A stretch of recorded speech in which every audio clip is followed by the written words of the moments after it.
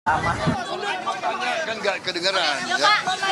Ya, jadi terima kasih kita hari ini datang ke KPU sebagai bagian dari proses yang kita jalankan bersama, ya, proses pemilihan presiden, dan kita sudah ikuti semua prosesnya. Hari ini kita menerima ketetapan dari KPU. Dan selanjutnya kita akan mulai bekerja keras, mempersiapkan diri. Saya kira yang penting adalah sekarang kewajiban kita semua sebagai, apalagi unsur pimpinan politik, kewajiban kita adalah untuk bekerja sama. Rakyat berharap dan menuntut semua pimpinan politik untuk bekerja sama, bekerja untuk rakyat. Saya kira itu dari saya sementara ya. Terima kasih ya. Jadi kita mau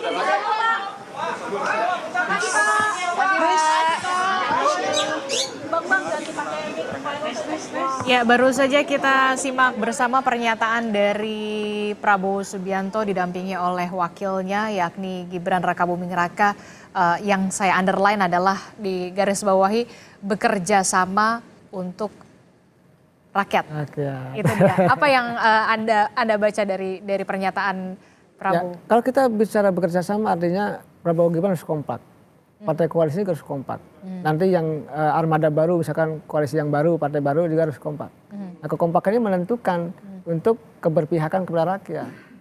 Nah, rakyat ini memang begini, Mbak, masa sih negara yang katanya kaya, kita ini tidur di atas emas, tidur di atas batu bara, tidur di atas nikel, bauksit, gas alam, gitu semua. Kekayaan tapi masyarakatnya masih banyak yang miskin.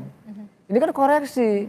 Ini kan kita sudah tahu datanya itu. Dan pembangunan terkonsentrasi hanya di Jakarta, pusat bisnis di Jakarta. Nah, ini sebenarnya kan harus menjadi catatan yang sebenarnya harus menjadi fokus ya perhatian dari Prabowo Gibran untuk tadi kalau keberpihakannya ke rakyat benar, maka sejahterakan rakyat. Bukan hanya sekedar memberikan bansos.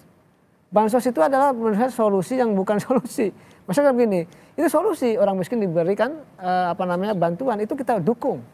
Ada kewajiban negara untuk itu. Itu jangka pendeknya? Ya, tapi kalau orang miskin terus miskin gimana? Kalau anaknya terus miskin gimana?